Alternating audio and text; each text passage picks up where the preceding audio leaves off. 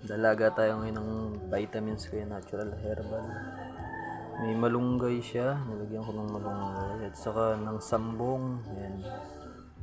May sambong siya. Ayan. And then meron din tayong antibacterial. Ayan. Kasi kailangan natin ito sa gums. Ayan.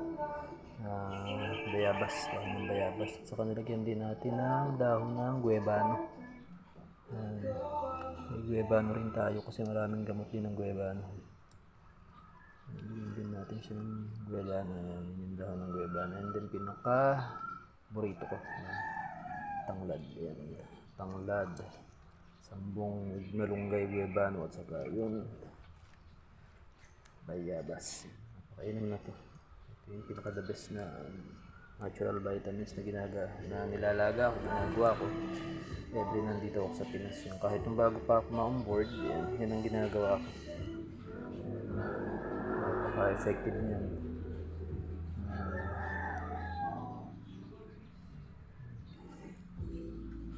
Kasi ito lang, talbos-talbos lang muna tayo hanggat nandito pa sa lupa. Tipid-tipid lang. Talbos natin. Sa mga panahon ngayon, malaman kung may bagyo ba o ano. Yan. Tapos ng mga Valentine's, yung tanim natin lemongrass, yan galing sa atin special na kay tatay na saka ito galing din sa kanya yan, edible to, kinakain tong ano na to, aloe vera. Ito yung lemongrass natin.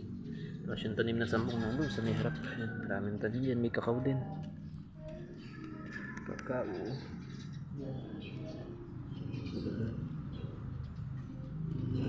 sa likod yan. Meron din tayo din mga ibang tanim na prutas. Malaki na. Kaya lang, daming basura. Hindi na nasigas. Kasi minsan si madre yan. Santol. Meron tayo ditong kay Mito. Hanggay, namumulaklak na. Yung sa likod may bunga na. Tapos meron tayong duhat yan.